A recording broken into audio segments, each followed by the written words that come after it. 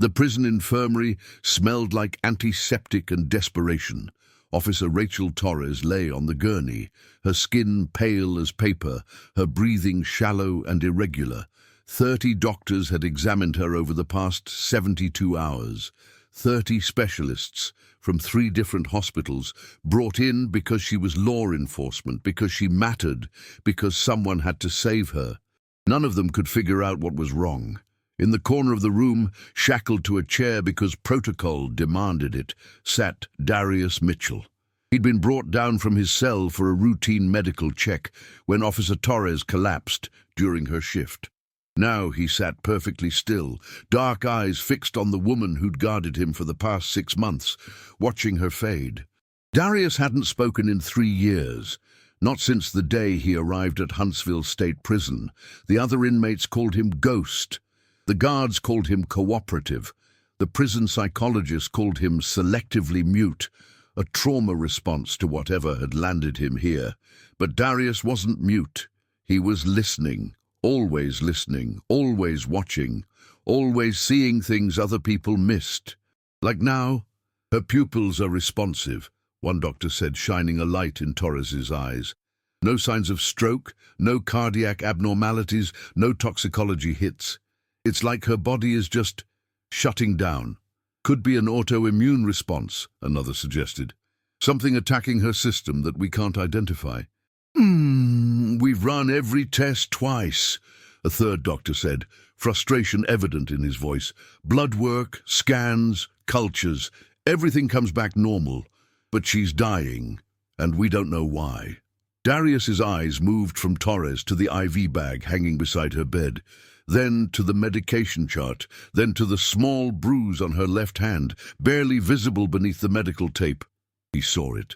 The thing they'd all missed. His hands twitched against his restraints, his jaw clenched. For 3 years, he'd kept his silence, kept his head down, served his time without making waves. But Officer Rachel Torres had been different. She'd treated him like a human being. She'd said good morning. She'd asked if he was okay when other guards just barked orders. She'd reminded him of someone he'd lost. Darius looked at the guards stationed by the door, then at the doctors huddled around Torres's bed, arguing about treatment options they'd already tried. He could stay silent. He could let them figure it out on their own, if they ever did. He could protect the wall of silence he'd built around himself, or he could speak and risk everything that silence had protected. Officer Torres's monitor beeped, her heart rate dropping. One of the doctors swore, reaching for the crash cart. Darius made his decision. "Stop," he said. The single word cut through the chaos like a gunshot. Every head in the room turned toward him. The doctors stared. The guard's hand moved to his weapon. And Officer Torres, barely conscious, turned her head slightly toward the sound of a voice she'd never heard before. "What did you say?" the lead doctor asked, stepping toward Darius. Darius met his gaze steadily. "Stop treating her. You're making it worse. Who the hell do you think you—" The doctor started, but Darius interrupted. "The IV. Check the IV line. Left hand. There's a leak." The room went silent. One of the nurses moved to Torres's bedside, examining the IV site Darius had indicated. Her eyes widened. "Doctor," she said quietly, "there's infiltration. The line's been leaking into the tissue for hours, maybe days." The lead doctor pushed forward, examining the site himself. His face went pale. "Jesus, she's been getting subcutaneous instead of intravenous. The medication's been pooling in her tissue, not entering her bloodstream, which means she hasn't been getting treatment at all," another doctor said, "and the pooled medication has been causing localized toxicity, which is why her symptoms kept getting worse." They moved quickly then, removing the faulty IV, establishing a new line, administering the correct dosages. Within minutes, Torres's color began to improve. Her breathing steadied, her heart rate normalized. She was going to live. The lead doctor turned to Darius, his expression a mixture of shock and suspicion. "How did you see that? 30 trained medical professionals examined her, and you spotted it from across the room." Darius was quiet for a long moment. Then he spoke again, his voice rough from disuse. Because I used to be one of you." The statement hung in the air like smoke. The doctors exchanged glances, clearly skeptical. Prisoners lied, prisoners manipulated, prisoners said whatever they thought would get them attention or favors. But something in Darius Mitchell's eyes made them hesitate. "You're claiming you're a doctor?" the lead physician asked, his tone carefully neutral. "I was," Darius corrected. "Dr. Darius Mitchell, emergency medicine. Worked at Memorial Hermann in Houston for 8 years before—" He stopped, his jaw tightening. "Before I ended up here." One of the younger doctors pulled out his phone, typing rapidly. His eyes widened. "Holy shit, Dr. Darius Mitchell. There are articles. He was a rising star in emergency medicine, published research on trauma response. Then he just disappeared 5 years ago." "I didn't disappear," Darius said quietly. "I went to prison." The lead doctor's expression shifted from skepticism to cautious interest. "For what?" Darius looked at Officer Torres, now resting peacefully as the proper medication finally entered her system. "That's not important right now. What's important is that she's stable. But you need to monitor her closely for the next 48 hours. The tissue damage from the infiltration could cause complications. Watch for compartment syndrome, infection, necrosis." He rattled off the medical terminology with the ease of someone who'd spent years in emergency rooms, making life-or-death decisions in seconds. The doctors listened, and despite themselves they believed him. "Why didn't you say something sooner?" the nurse asked. "You've been sitting here for hours. You watched us struggle." Darius's hands clenched in his restraints. "Because I haven't spoken in 3 years. Because the last time I tried to help someone, I ended up here. Because—" He stopped, swallowing hard. "Because I didn't think anyone would listen to a prisoner." "But you spoke up anyway," the lead doctor said. "Why?" Darius looked at Torres again, and something in his expression softened. "Because she treated me like I was still human. And because I couldn't watch another person die when I had the knowledge to save them." The words carried weight that made everyone in the room uncomfortable. Another person, another death. Whatever had sent Darius Mitchell to prison, it involved someone dying, someone he couldn't save, or someone he'd tried to save and failed. The guard by the door stepped forward. "I need to take him back to his cell, protocol." "Wait," the lead doctor said. "I want him to stay, consult on her case. If he really is Dr. Mitchell, if he really has emergency medicine experience, we could use his expertise." "He's a prisoner," the guard said flatly, "not a consultant." "He just saved a corrections officer's life," the doctor shot back. "I think that earns him a few hours of consideration." The guard looked uncertain, clearly weighing protocol against pragmatism. Finally, he radioed his supervisor, explaining the situation. After a tense 5-minute wait, approval came through. Darius could stay under guard to monitor Officer Torres's condition. As the doctors returned to their work, one of them approached Darius with a tablet. "If you're really Dr. Mitchell, prove it. Tell me what you see in these scans." Darius studied the images, his eyes moving with the practiced efficiency of someone who'd read thousands of scans. Subdural hematoma, right frontal lobe, small but growing. She probably hit her head recently, didn't think it was serious. The infiltrated IV masked the symptoms because she wasn't getting the anti-inflammatory medication she needed. The hematoma's been expanding, causing the neurological symptoms everyone attributed to the medication failure. The doctor's face went white. "Jesus, you're right. We need to get neurosurgery down here now." As the room erupted into controlled chaos again, Darius sat back in his chair, exhausted. Speaking after 3 years of silence felt like running a marathon. Every word cost him something. But watching Officer Torres's color return, watching her breathe easier, made it worth it. The guard stationed beside him leaned down. "Why'd you really stop talking, Mitchell? What happened that made you go silent for 3 years? Darius closed his eyes. "Because the last time I spoke up, the last time I tried to save someone, I lost everything. My career, my freedom, my daughter." His voice cracked. and I couldn't bear to hear my own voice anymore, knowing what it had cost me. Before we discover what really happened to Dr. Darius Mitchell, why a brilliant emergency physician ended up in prison, and how saving Officer Torres would unravel secrets that had been buried for 5 years, we'd love to know where our listeners are from around the world. Drop a comment telling us your location. And if this story moves you, leave a like to help us share more stories of redemption and humanity. Your support helps us continue bringing these powerful stories to light. Now, back to Darius's story and the impossible choice that destroyed his life. Officer Rachel Torres woke up 6 hours later, groggy but alive.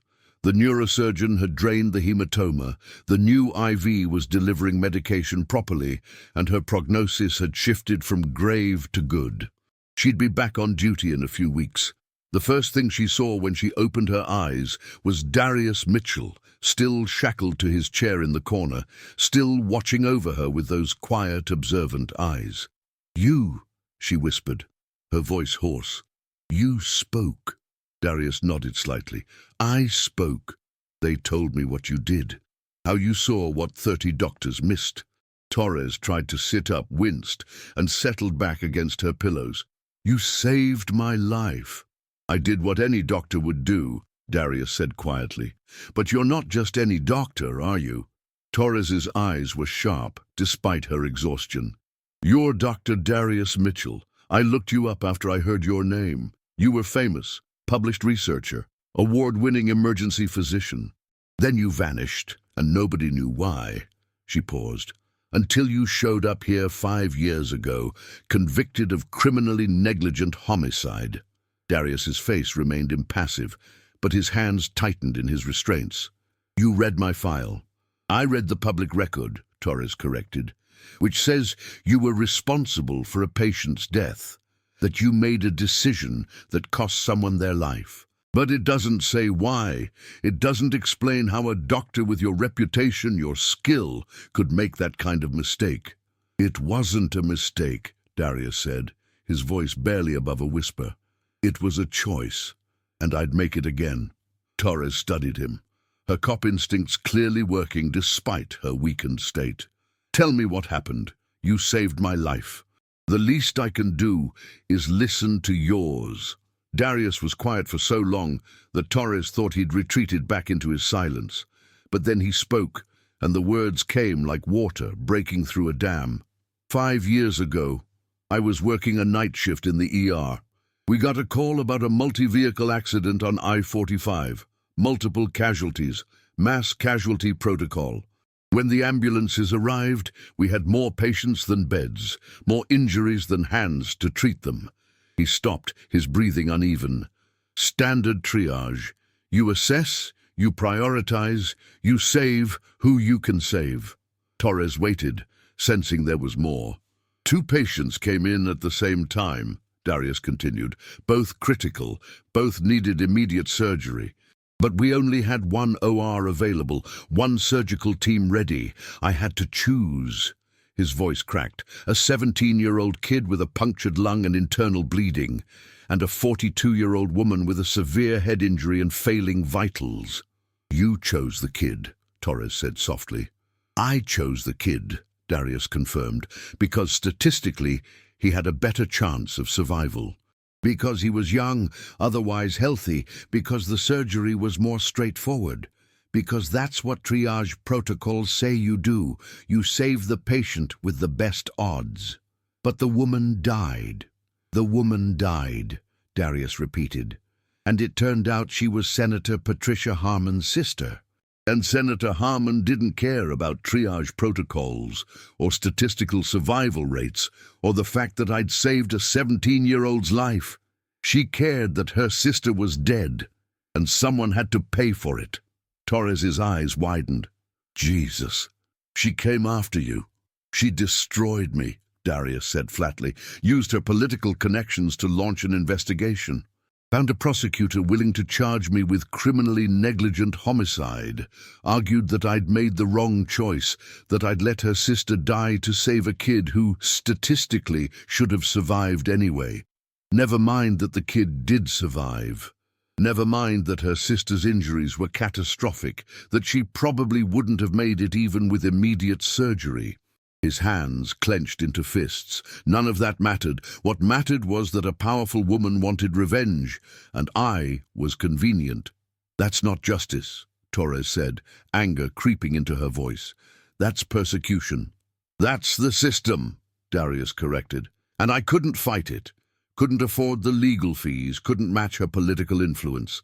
My lawyer advised me to take a plea deal, 7 years instead of 20, so I did." He looked at Torres, and she saw the depth of his exhaustion. "And I stopped talking because what was the point?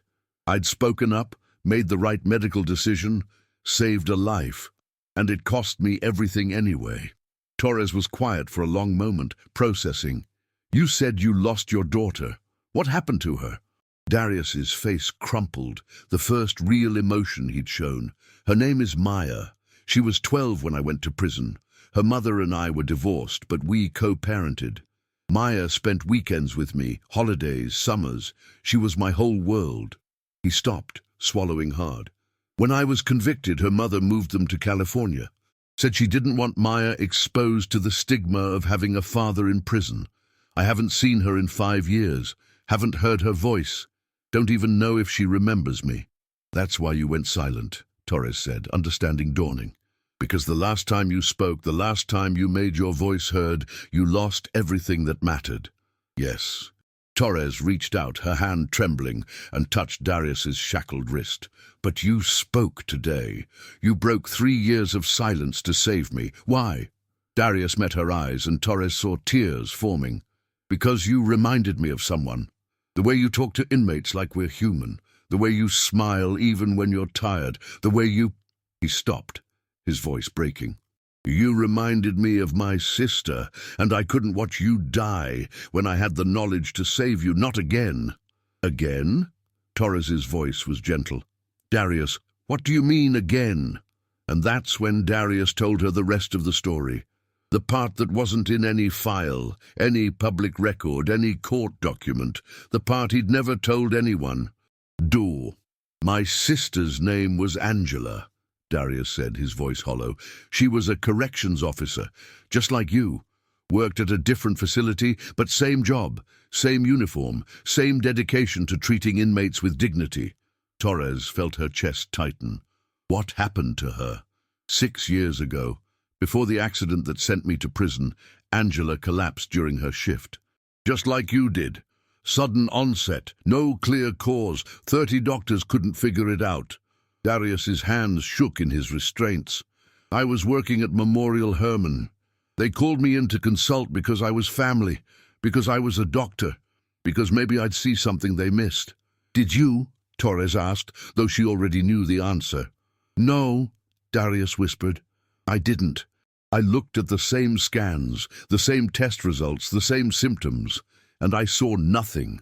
I trusted the other doctors, trusted the specialists, trusted that 30 trained professionals couldn't all be wrong." He closed his eyes. "Angela died 3 days later, and it wasn't until the autopsy that they found it. A medication error. An infiltrated IV line that had been leaking for days, just like yours. Something so simple, so obvious, that everyone missed it." Torres felt tears streaming down her face. "Darius, that wasn't your fault." "Wasn't it?" Darius opened his eyes, and they were full of anguish. "I'm an emergency physician. I'm trained to see what others miss, to catch the details that save lives. And I couldn't save my own sister. I stood there watching her die, and I saw nothing." His voice broke.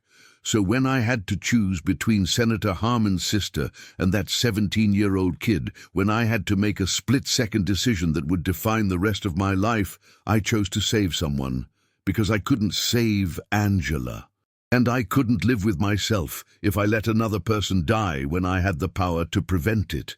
"So you saved the kid," Torres said, "and Senator Harmon made you pay for it." "I saved the kid," Darius confirmed, "and I'd do it again, even knowing what it would cost me, even knowing I'd lose my career, my freedom, my daughter, because at least that kid got to go home to his family." At least someone got to live. He looked at Torres. And when I saw you lying there, when I saw the same symptoms, the same infiltrated IV, the same mistake that killed my sister, I couldn't stay silent. Not again. Not when I finally had the chance to save someone the way I couldn't save Angela. Torres was crying openly now, her hand still on Darius's wrist. You didn't just save my life today. You redeemed yourself. You proved that your choice 5 years ago was right, that you're still a doctor, still a healer, still someone who puts lives above everything else. I'm a prisoner, Darius said bitterly. That's all I am now. No, Torres said firmly. You're a man who made an impossible choice and paid an unfair price. You're a brother who couldn't save his sister but saved me in her honor. You're a father who lost his daughter but hasn't lost his humanity. She squeezed his wrist. And you're a doctor. No matter what any court says, no matter what any senator claims, you're still a doctor, and you just proved it. Darius looked at her, and for the first time in 3 years, he allowed himself to hope. What happens now? Now, Torres said, we make sure everyone knows what you did. We make sure your story gets told, and we figure out how to get you back to your daughter. That's impossible, Darius said. I have 2 more years on my sentence. And even when I get out, my medical license is revoked. I can't practice. I can't. You saved a corrections officer's life, Torres interrupted. You demonstrated medical expertise that 30 doctors missed. You broke 3 years of silence to do the right thing. She smiled. Trust me, Darius. This story is going to matter, and I'm going to make sure it reaches the right people. The guard by the door cleared his throat. Officer Torres, you should rest, and Mitchell needs to return to his cell. 5 more minutes, Torres said, her cop voice brooking no argument. The guard nodded and stepped back. Torres looked at Darius. Tell me about Maya. What was she like? Darius's face softened. She wanted to be a doctor, just like me. She'd follow me around the hospital on Bring Your Kid to Work days, asking questions, watching procedures, soaking up everything. His voice filled with warmth and pain. She was brilliant, compassionate, everything a doctor should be, and I was so proud of her. Was? Torres asked gently. Is? Darius corrected, his voice cracking. I'm still proud of her, even though I haven't seen her, even though she probably hates me for abandoning her, even though... He stopped, unable to continue. She doesn't hate you, Torres said with certainty. She's 17 now, right? Old enough to understand that life is complicated, that good people can end up in bad situations. Old enough to hear your story and understand that you're a hero, not a criminal. You don't know that, Darius said.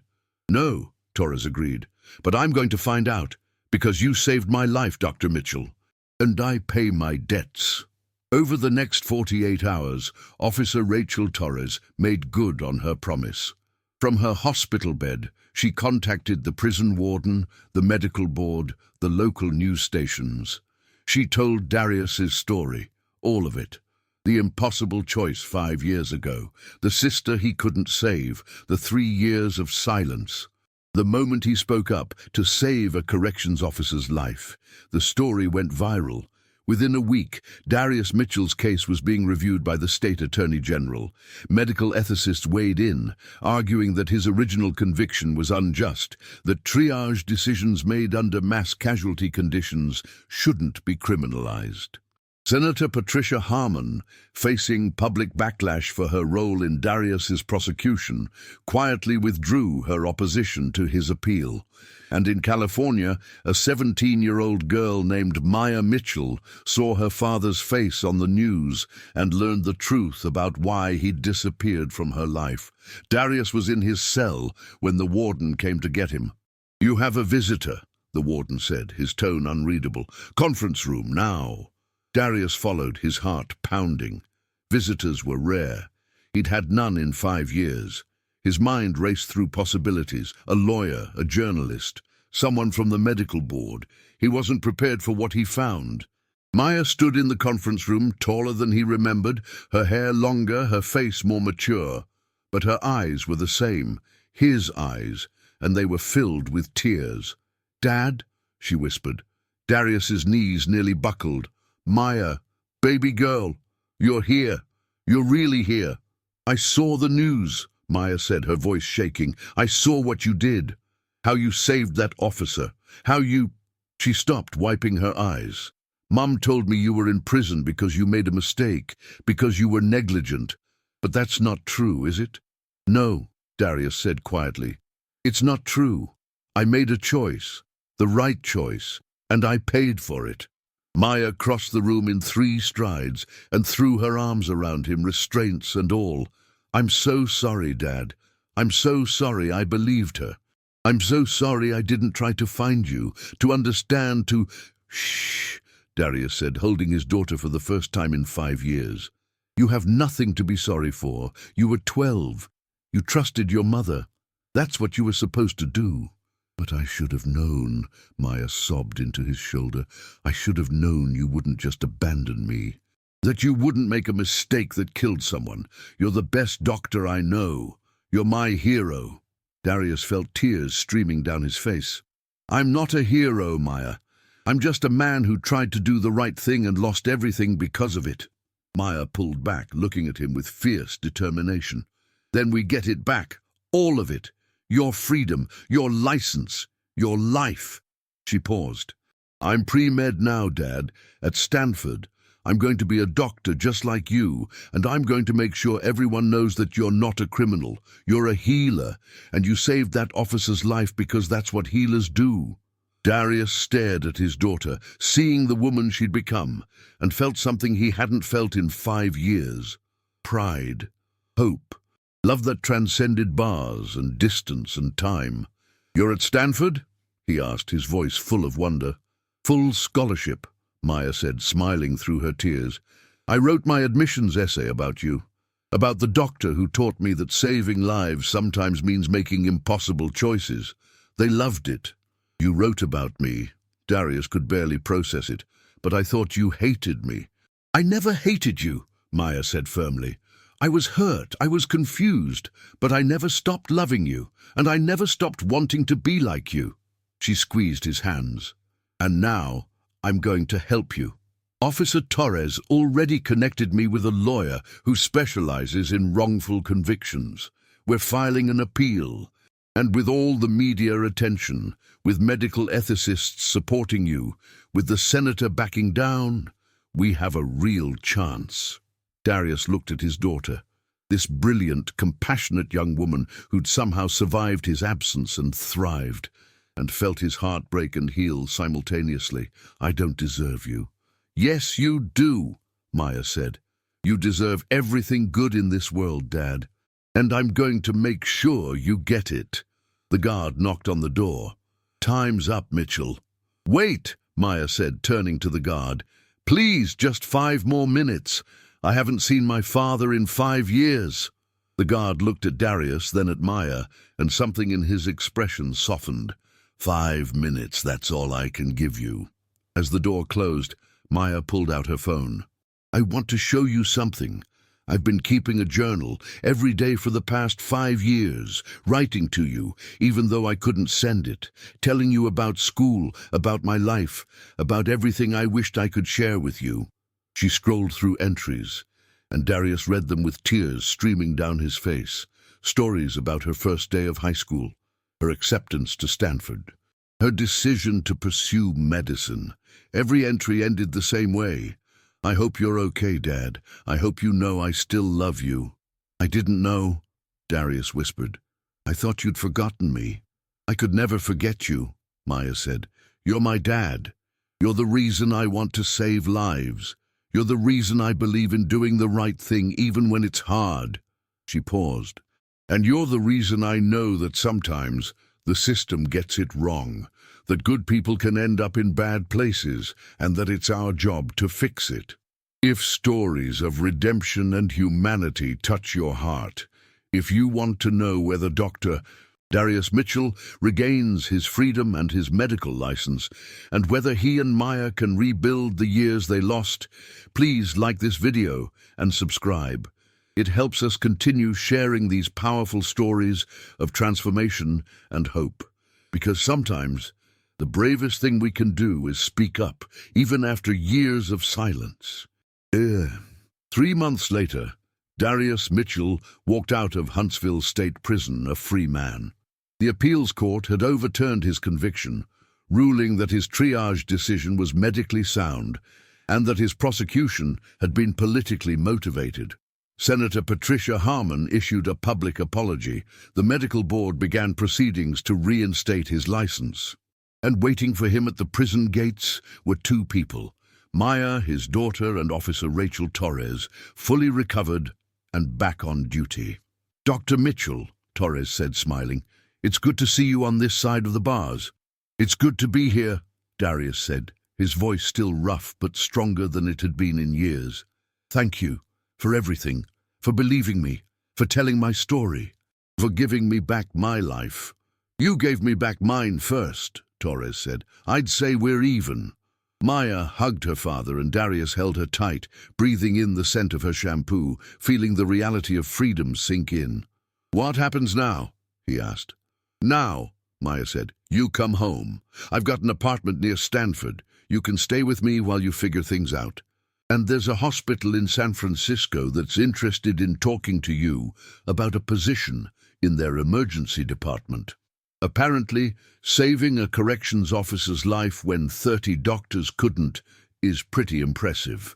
Darius laughed, the sound foreign after so many years. "I don't know if I'm ready to practice again. It's been 5 years." "Then we take it slow," Maya said. "You consult. You teach. You remember what it feels like to be Dr. Darius Mitchell again, not prisoner 847392. She squeezed his hand. "But you don't give up, because the world needs doctors like you, doctors who see what others miss, doctors who speak up even when it costs them everything, doctors who choose to save lives no matter the consequences." Torres stepped forward, handing Darius an envelope. "This is from the 17-year-old kid, the one you saved 5 years ago. He's 22 now, graduated from college, getting married next month. He wanted you to have this." Darius opened the envelope with shaking hands. Inside was a wedding invitation and a handwritten letter. "Dr. Mitchell, I don't know if you remember me. I was the kid from the accident on I-45. The one you chose to save when you had to make an impossible decision. I've thought about you every day for the past 5 years. When I heard what happened to you, how you went to prison because you saved my life, I wanted to do something. But I was just a kid, and I didn't know how. Now, I'm not a kid anymore, and I want you to know that your choice mattered. I'm alive because of you. I graduated college because of you. I'm getting married because of you. I have a future because you decided I was worth saving. I'm sorry it cost you so much. I'm sorry the system punished you for doing the right thing. But I want you to know that your sacrifice wasn't in vain. You gave me a life, and I'm going to spend that life making sure it was worth it. Please come to my wedding. I want to introduce you to my fiancée. I want to thank you in person. I want you to see that the choice you made, the choice that destroyed your life, gave me everything. With eternal gratitude, Marcus Chen." Darius read the letter 3 times, tears streaming down his face. Maya read over his shoulder, crying too. "You saved him," she whispered, "and he never forgot." "I saved him," Darius repeated, the words finally sinking in. "I made the right choice." "You made the right choice," Torres confirmed. "And now you get to live with the consequences of that choice, not the punishment. The reward, the knowledge that you're a healer, a father, a man who stood by his principles, even when it cost him everything." Darius looked at the prison behind him, then at the open road ahead. 5 years of silence, 5 years of loss, 5 years of believing he'd made a mistake that destroyed his life. But he hadn't made a mistake. He'd made a choice, the right choice. And now, finally, he was free to live with that truth. "Let's go home," he said to Maya. As they drove away from Huntsville, Darius rolled down the window and let the wind hit his face. He breathed deeply, tasting freedom, feeling the sun on his skin. And for the first time in 5 years, he spoke without fear, without hesitation, without the weight of silence crushing him. "Thank you," he said to the sky, to his sister Angela, to the universe that had finally given him back his voice. "Thank you for letting me save her. Thank you for giving me another chance. Thank you for bringing Maya back to me." Maya reached over and squeezed his hand. "Welcome back, Dad. We've missed you." And Dr. Darius Mitchell, the man who'd lost everything for making the right choice, smiled, because he'd finally learned the truth that had eluded him for 5 years. Sometimes silence protects us, but sometimes speaking up, even when it costs us everything, is the only way to save what matters most. And in the end, saving lives was always worth the price.